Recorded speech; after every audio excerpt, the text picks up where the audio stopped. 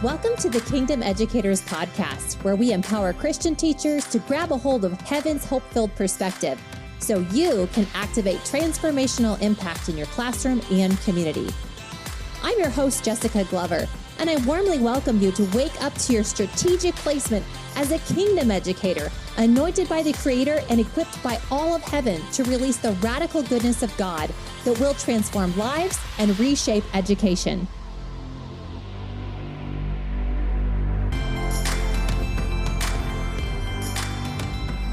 Hey there, Kingdom Educators on mission with Jesus. Welcome to this special Finish Strong mini-series. Maybe you've been crawling toward the finish line, or maybe you're still on and you've got some energy left in the tank, but wherever you are, I want to remind you today that you can finish this school year strong, not in survival mode, but in faithfulness. So what if I told you that God has fresh wisdom waiting for you right here at the end of the year?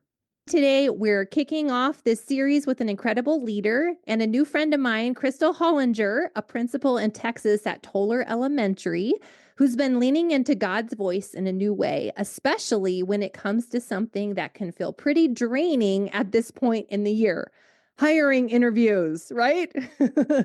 But you all, what she's discovered about pressing into hearing God, even now, is fun and inspiring, and it's helping her discern who's really kingdom fit for her school family. So we're going to dive into this episode. So Christal, welcome to the podcast. Thank you, Jessica. It's awesome to be here with you. I am so honored to have you. Christal and I met actually through Christian Educators last summer at the Summit Leadership event, and we recently connected. We got thrown into a room off of a Zoom call, and I got to hear this testimony that you're going to hear tonight. And I was like, Christal, can you come share? Because it's so inspiring, especially this time of year where we're kind of feeling like, my tank is empty. And I was like, oh, they need to hear this. This is so good. Because I'm always talking about, let's tune into the voice of God, because that's where we can receive wisdom and revelation. We're connected to the powerhouse, Jesus, and the whole friend, Holy Spirit. And so for those who don't know you, though, Christal, will you tell us a little bit about your heart for being a kingdom leader at school? Absolutely. Absolutely. I just want to love people. That's just at the heart of it all, quite honestly. And I often say we're building a place where we love people and we happen to educate kids too. That's at the very heart of what I hope that we build. And, I was a classroom teacher, I was an instructional coach. And when I went into my principalship, I had very little leadership experience. And so I was like, I don't feel really qualified to do this at all. And that was exactly where I needed to be, because he was just like, let me lead this. And that's been my mantra. And there's a Post-it note that's still on my computer 3 schools later that says, let him lead. And so every year, I think he's just refining that for me. And last summer, I was getting ready to present at the elementary school principals conference. And he just gave me this, lead with love. That's what I want you to do, is lead with love. So I kind of explored that and did a presentation on that. Wow. But then when we were at Summit, that really got clarified for me when Jamie Winship was speaking to us. And there was so much good stuff. And it was like, I wanted it all and wanted to run with it all. And I ran with it a lot. But one thing he said, it was like God connected so deeply in me. And it's changed everything, because he said we should be an agent of taking away fear. Ooh, yeah. That's our job. We should be an agent of taking away fear, in every room we enter into, or every situation, or with every person. And instantly God said, that's what leading with love is. Wow. And so that's become my mission, is that to lead with love is really to look at fear and try to remove that from people. Yeah. Wow. Which totally leads into you pressing into God's voice for these interviews, because it's like setting the stage for safety in your building, honor, and the presence of love, which we know from John is Jesus. And so inviting his presence to come and have his way in and through you in your atmosphere, in your school setting, which is And you being the person who's doing that as the top leader is even more, I feel like, instrumental, because you have this place of authority, even in the spirit, to come and do that, which is powerful. So It's exciting. pretty amazing to watch God work. It's such an honor. It really is. I mean, it is. Yeah. It just, I've never ceased to be amazed by all of the things that he does in every moment of every day, the little to the big to all of it. It's just so fun to watch him work. Yeah. Yeah. And to stay in that place of Yeah. expectancy, and then also like, wow, instead Yeah. of getting dull, and yeah, just being expectant. That's so good. I love too how you brought up the fact that we are qualified by him. And I've Yeah. actually been talking about that a little bit on the beginning of this mini series. And just the recognition that, we just celebrated Easter like a month ago, Mm, and recognizing that it's Jesus's work on the cross and the finished work yeah. of him like rising again that is really what qualifies us for every position we're in, because without him, right, in John 15, apart from him, we can do no good thing, that he fills us with vision and purpose. And even, I don't know about you, but sometimes we get placed with people that are hard to work with, but they help mold us. Yeah. Oh, amen. And it's like, Yeah. Lord, help me to see them with your Yeah. eyes of love, Yeah. so that I am relating to them in a way that would possibly, like you said, break off fear, but Yeah. also it could bring healing. That Yeah. process can bring healing, getting rid of fear. But it helps them to be fully them, and they get to be the gift they are. And then we get to grow in the process. Amen. Absolutely. And you start to Right. see people differently when Yeah. you look at them through the eyes that, just help me see them. That's what I always pray. Help me Yeah. see them like you see them, Yeah. and that you do start to see people differently and see fear and the enemy with his lies and things more out front, Yeah. and more apparent, Yeah. and just get to approach that situation differently and be transformed in it as well, like you said. Yeah. Oh, that's so good. And then you can detach like behaviors that they're Yeah. having, and recognizing this isn't them coming at me. It's actually maybe a wound that they have, and that God can use me to help free them in that area, Yeah, which that's exciting. it Because is. he came to set the captives free, and we as Amen. ambassadors get to carry that same redemptive power, that we're reconciliators to the Father, Yeah. drawing Yes. people. So exciting. Oh my gosh, we could talk about that all day. So Yes, we good. can. Thanks, Crystal.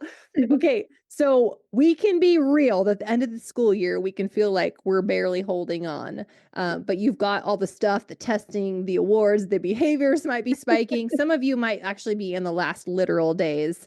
Yes. Yet you're here, and you're saying that you, Crystal, have experienced joy and fresh wind, even in this process of pressing into God and choosing to be love, getting to carry Jesus within you. What shifted for you and how you're approaching these last few weeks of school? I think it's been my approach this entire year. And so Yeah. I've kind of built some stamina in it. Mm-hmm. And not that it like this year just seems supercharged in this approach. And Yeah. so I've just built some stamina in it. But I think there's been a few things like in every situation, and I've always been at like a moment by moment person. I've really tried to work to be moment by moment, not even day by day, but just Yeah. moment by moment. And You're probably more for present then with people. Is yeah, that I you? try to be. I pray to Okay. be. Yeah. Yeah. And hey, look, I'm gonna falter, and today I did that, and so I had to fail and get back up and go again. Right? That's Yeah. the way. There are moments like that, and we We just have need to say, grace. yes, absolutely. You know what? That one didn't go exactly like it could, so let's try that again. Yeah. Yeah. But I think the big things have been just staying in that moment and being very present about and asking. Like God will tell you what to do. We just say, ask. And Mm-hmm. again, getting those questions of what do you want me to know? What do you want me to do? Those have been transformational for me because it gives me very quick ways to ask and receive. Well, that's good. And I think understanding my identity and being able to walk that out. I'm a community creator. Ooh. That's my identity. And so Yeah. when I go into a situation, when I walk in like that Mm-hmm. and knowing that and feeling confident and that's who God made me to be, Yeah. then it's easier to approach things from that way and to work to build community because that's my job. That's my role. Yeah. And that's my role in the kingdom, is to build community and create that. And so that, and then again with the fear, really being able to see fear and really try to work through that and help people work through that.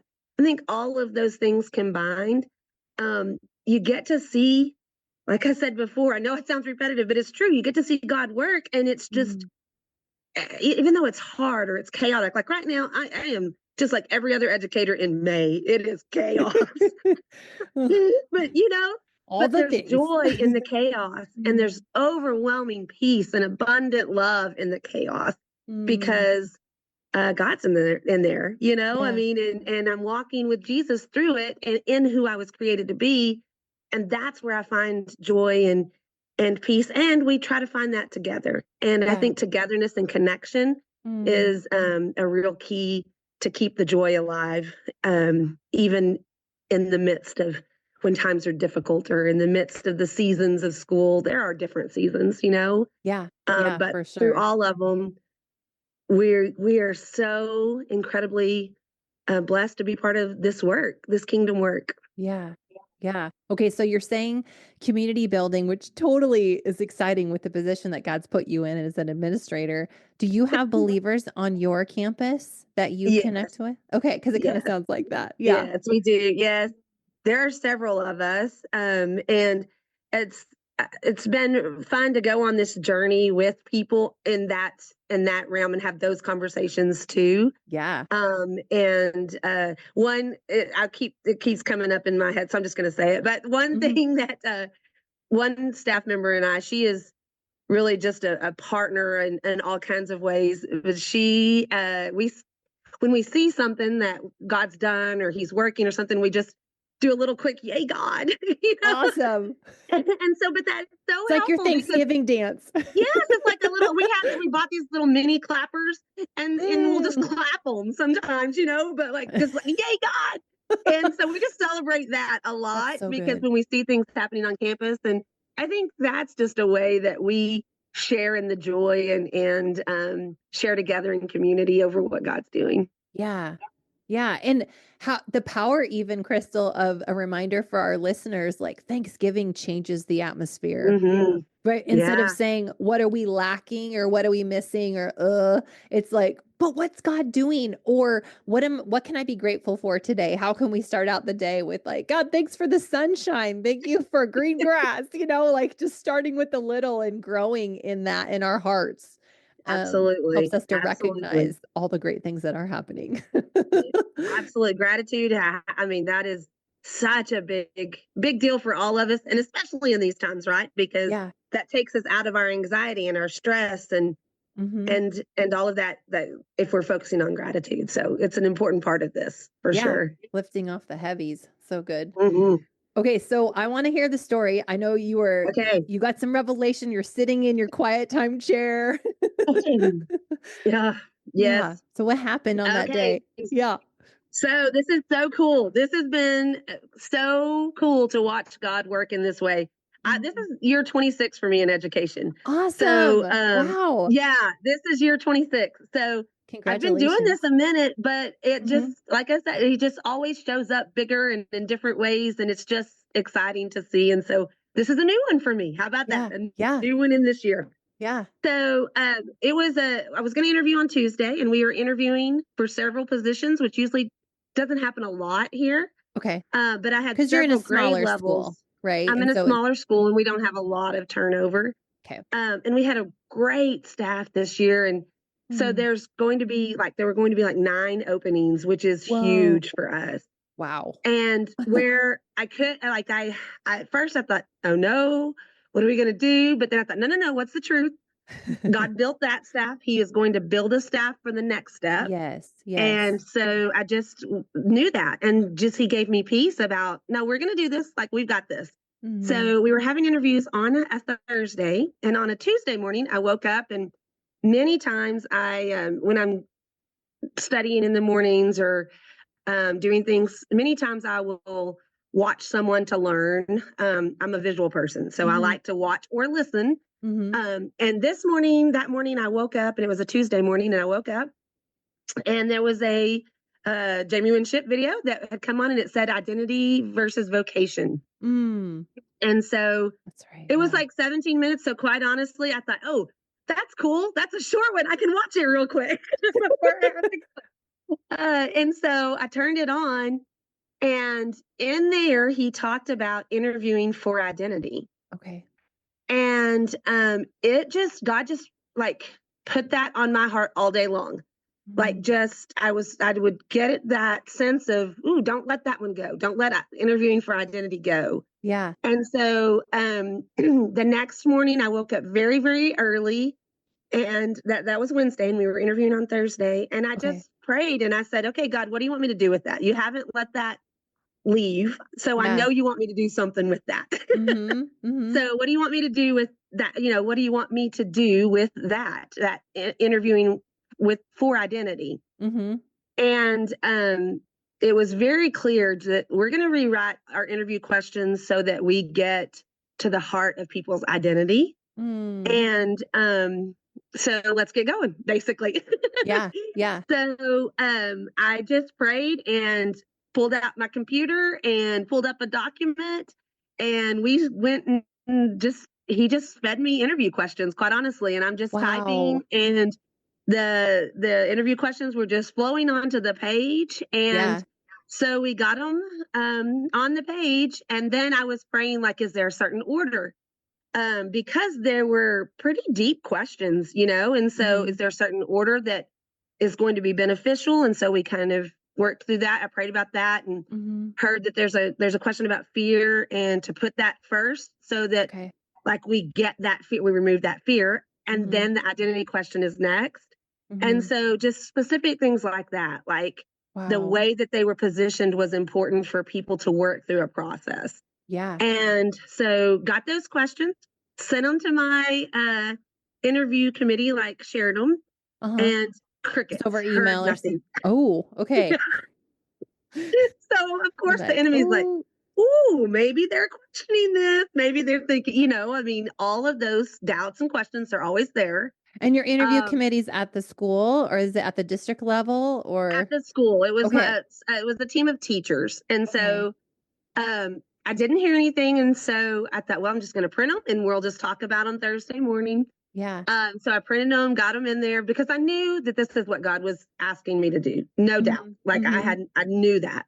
And so I thought, he asks, he will provide the way. So we're just going to walk into it and do it. So good. And so I printed those and had them. And the first person that came in from the committee, when she walked in, she said, I love those questions. I love them. Wow. And so we all sat down. There were 4 of us, and we all sat down, and I had each of them read the questions and then tell me what question they would like to ask the candidate. And so what God was showing me was it was important for them to have that choice to connect in a way. And so like the person that was really working on recognizing fear and replacing lies with truth chose the fear question. So that was cool to see, That's how awesome. the people were choosing questions with things that they related to. So we chose those questions, and then we started interviewing. And the first person that came in, we usually interview like 30, 45 minutes. We were about an hour and 15 minutes on that. Oh my goodness. Whoa. It was the most beautiful conversation. And every interview, except for like 2, was like that. There were 2 that, and that was what God was showing me, like that they weren't ready to be vulnerable in that moment, and we're not going to force anybody, and so that was just not the fit, and not the time, not the fit for this, but I mean, just not the fit for them. Like those questions weren't the fit for them. Yeah. And so it was just beautiful conversation. And the beauty in it was the second, like we asked them to introduce themselves, but the second question was, we all wrestle with fear. What's a fear that you wrestle with?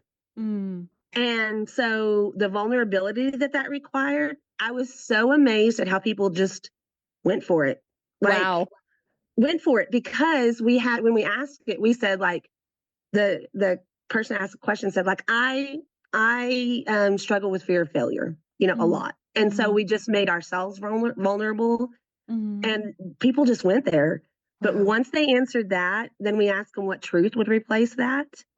And when they got that, then it was like they just breathed deeply. Yeah. And from there on out, they were just free to answer all of the rest of the questions. And it was absolutely beautiful to watch God walk them through those processes. Like, because the very next question is, what do you believe is your gift to the world? Like, what do you think you were created for from the beginning of your life? What is your gift to this world? And it was fun to watch God walk people through that, because some people would go, one lady went, faithful servant. That's exactly what I am. And then one lady said, I was made to teach children. She went vocation. And then she said, no, wait, I think it's more. She said, I think I was made to help. And then so she waited a minute, and we were just letting her work through the process. And she said, you know what? I was made to bring light and joy. Wow. Right? That's so exciting. And I see her like, okay, God, this is pretty awesome. Yeah. To watch people just go through this experience and watch him work to show people who they were. Yeah. That was amazing, Jessica, to sit there and be able to physically see them working through, finding out and really uncovering and unpacking who they were. Yeah. And what was incredible was, as soon as we finished an interview, we knew, one, if they were, I say our staff is being built brick by brick, identity by identity. But if they were a brick that, fit, were being built, and exactly where. Yeah. Because we had multiple, the first one we were like, yes, and with that grade. Because there was never any discussion about one person, did they go here or here. It was like, you knew exactly, because you knew who they were, you know? And so it was just pretty incredible to watch. So we did that with teachers, and then a counselor, and then an art music position. And in all of those interviews, all of those processes, it was the same experience. It was incredible. Oh my gosh. Oh man, God's so good. It just makes me want to cheer. I can see why you guys have your clapper things. I love that. But walking our listeners back, Christal, it's really okay, how do we hear God? You're hearing him through an impression. And we've talked on here too about sometimes we hear God through pictures. Sometimes people hear things or smell things, or they just have a knowing or an impression, right? Yeah. Very few of us hear the audible voice of God, but you felt the impression to stick with that phrase that you heard in the teaching. And then you went back and spent time with the Lord and pressed into what do you want to say about this? And just noticing, Christal, that all of us can do this. It's not rocket science. It's Lord, what's on your heart? And what do you have to say about this? Like you said earlier, are simple tools that we can do to tune into God, how do you want me to carry your heart here? But we're also asking him, what's his heart for us? And for you, you're able to, have you walked your staff through this too? Have you helped them to recognize a little bit their identity?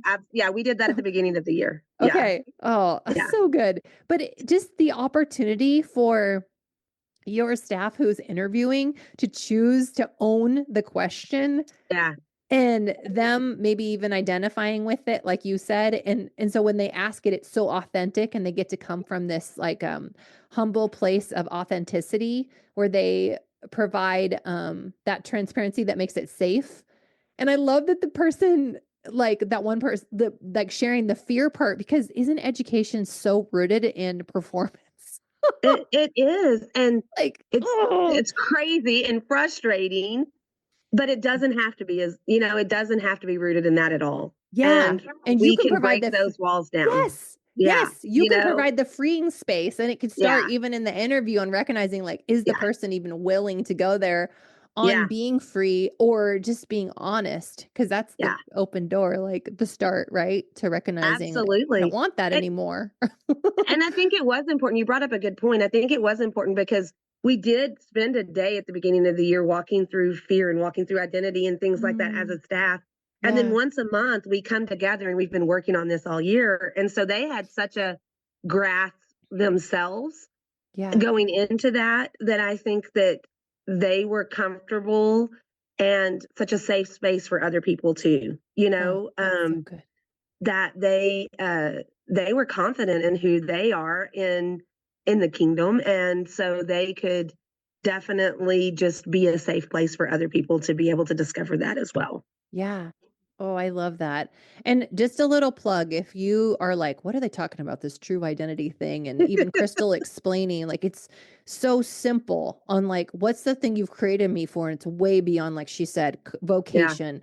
Remembering that, like, we serve a God who speaks to us and he loves yeah, to connect with us and he loves for us to walk in the fullness that Jesus paid for. And part of that is like recognizing, how have you wired me? yeah, Because it's way beyond our positions in the world of education.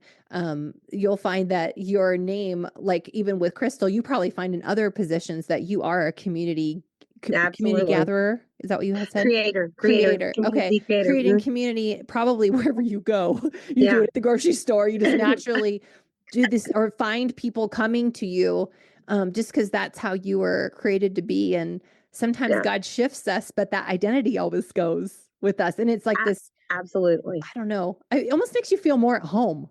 Like, oh, that's how I'm wired. Absolutely. And you just So good. like, oh, yeah, that's me. And then when you look Yeah. back, you can see it throughout your whole entire life. Yeah. Like, Yeah. when you look back, you think, oh, that's what that was. I was friends with, like, there were not, like, it didn't matter if it was this group of friends or this group of friends. I was friends with everybody. Like, I Yeah. could go to this group and be a friend or this group. And that was Yeah. because I was about community, Yeah. So Yeah. I look back and I think, oh, yeah, absolutely. That's from the beginning. That's what I was created for sure. That's so good. Yeah. Yeah. So just even the gift that you brought um, through tuning into God's voice about writing these questions to the people who didn't get hired, the opportunity that they had in going through the interview process and encountering love, God Yeah. in you, Yeah. Jesus working on through the questioning process. What a gift that was. So I just want to say, Kingdom Educator, if you're listening in today and you're like, wow, that's crazy. God can totally do that through you in a Yep. simple activity in your classroom, or maybe you're even leading a staff thing and he's like, hey, try this. I just Yeah. challenge you to try it because, like Christal, it just is, it sounds like it was a whole lot of fun. Like it was a blast. It was a blast, Plus, actually. God's like doing stuff. It's like, wow. So fun. Oh, man. Okay, so we may have already kind of gone over these last few questions I had for you, but what's another maybe surprising thing about hearing God's voice in your job as a principal? Well, I think that the surprising thing for me is that it's in every little detail, Mm, not just big situations. Or, I think sometimes we think, okay, I'm going into this. I need to know how to approach it. Let me pray about it. You know what I mean? But it's yeah. like every interaction I have with a kiddo, or, if I have to talk with a kiddo, I'm just like, it's there. It's like, how do I walk this kiddo through this and what's going to be Mm, best for them? And so I think that just that what keeps surprising me is there's no situation that it's not relevant. Do yeah. you know? And I Yeah. know that in my head, but Hmm. just when you're walking day to day, um, it's easy to just kind of go on autopilot sometimes, or, Hmm. not think about that. But I think that that's the beautiful thing is that every moment of every day, there's an opportunity. And listen, I mess it up and I don't get them all right. That's for sure. But Yeah. there's another moment right around the corner. So get ready. It's coming, Yeah. you know? That's good. Mm, So I think that's what's surprising. And through that interview process, the thing that was surprising to me was how quickly people would become vulnerable when they felt safe, and how wow. it connected us immediately. Hmm. Like, that was very surprised. That was like something I didn't really even see coming. I mean, I figured that it would work people through this, but we were like connected immediately. And so Wow. I think that's beautiful because we have such a connected staff. So they're going to be just linked in real quick. So Yeah. that for that specifically, I think that's something that surprised me. What a gift. Wow. Oh man. So I feel like, well, what's the best thing God's shown you in these conversations with potential hires? So I feel like you kind of answered that, but maybe there's Yeah, something I think else. that like I said, I mean, this may sound repetitive and maybe it is, but just how quickly people can be vulnerable when they're safe. Like, I think that that's something that, you think, oh, I need to know somebody. Oh, I need to have some relationship established. Or I did, you think that it needs to be a process over time or something. I mean, we were with these people and then in the first 15 minutes we're asking about fear, But I think that when you come from a genuine place, then people feel that and people can become pretty vulnerable and rather quickly. And so I think that's something that God showed me through these conversations is that it doesn't have to be some huge thing you have to do, it can happen pretty quickly. So just be willing to let him lead that and go there when somebody needs it, or when when it's necessary or when it's going to be beneficial or it doesn't take some big plan. It's just, it's how he designs it, whatever that looks like. Yeah. Like I say, giving him our yes. Yeah, Like, am I willing absolutely. to first trust you, Lord, and then trust you to use me? And when you say go, like choosing to take that faith leap sometimes in the obedience where we maybe Yeah. have never tried something before and it's brand new, and that even I think with staff, it can sometimes feel more vulnerable than with our students, because if we're with kids all day, it seems I guess less scary or less on the line. But Yeah. sometimes with our staff, it's like, oh, I'm putting my heart out there. Is that going to get squished? Or depending on people's past experiences, even. But that's really neat when he's like, hey, come along with me, and we Yeah. follow. So good. Well, and then when you're willing to be vulnerable, Yeah. and share openly, then it just opens the door. God uses that, Yeah. that to open the door for others to say, come on, let's do this. I'm here with you. I'm not asking you to do something I'm not doing with you. Right. And I think that's incredibly impactful for people. So good. Yeah, and definitely community building. Oh, that's so good. Okay, so Christal, there are teachers listening right now who feel like they don't have anything left for the school year. What would you say to them about pressing into God's voice even at the end of this school year? I would say that there's enough. There's enough time, even if it's a minute. There's enough time to do something, and that there's enough joy and you've got it in you, even though it feels like it doesn't, because when you pray and you ask God to show you what he's wanting you to know and what he's wanting you to do in this moment that you have, and you listen to that, and then you are able to walk and you just obey. I always tell my son, listen and obey. That's as simple as it is. And that's what I told him about, from a parenting standpoint, but that's what God showed me. Well, that's how simple it is for you too. Just listen and obey.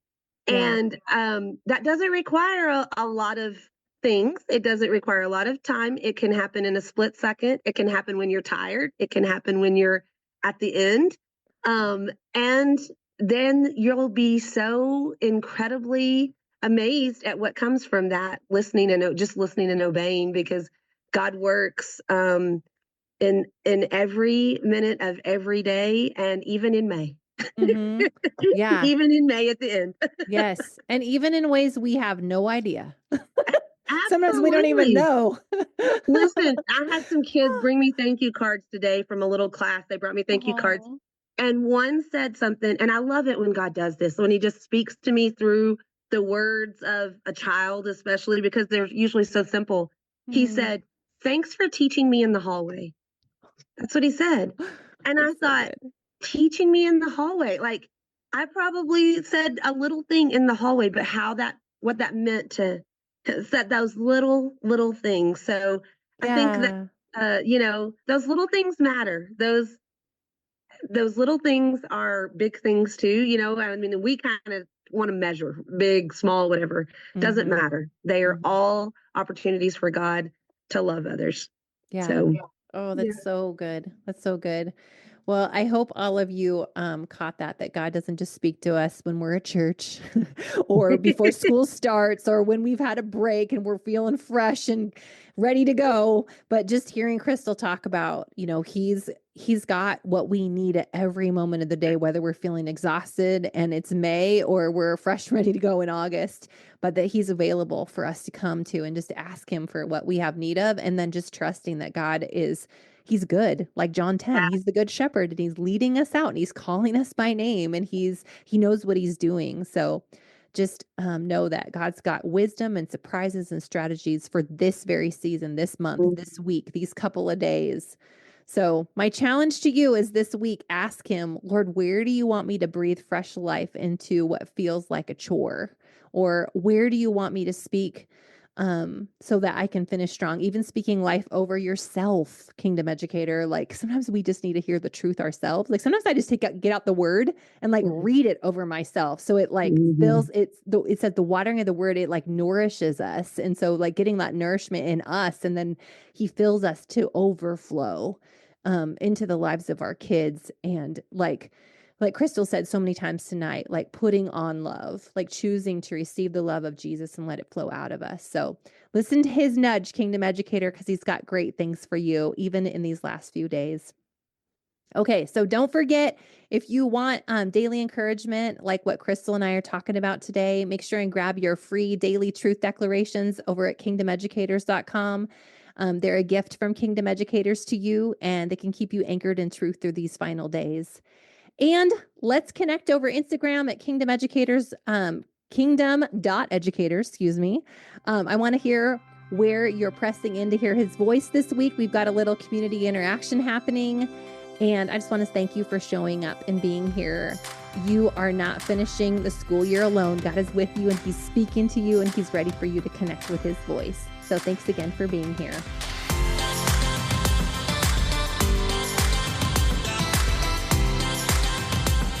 Thanks for tuning into this podcast.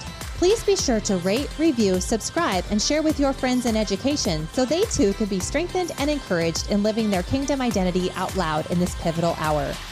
And please visit kingdomeducators.com to receive your Kingdom Educator Daily Truth Declarations, my encouraging newsletter, and be the first to know about my newest resources online and in-person events. And be sure to find me on the socials at kingdom.educators. Until next time, don't forget you are a history maker and what you do every day is transforming lives.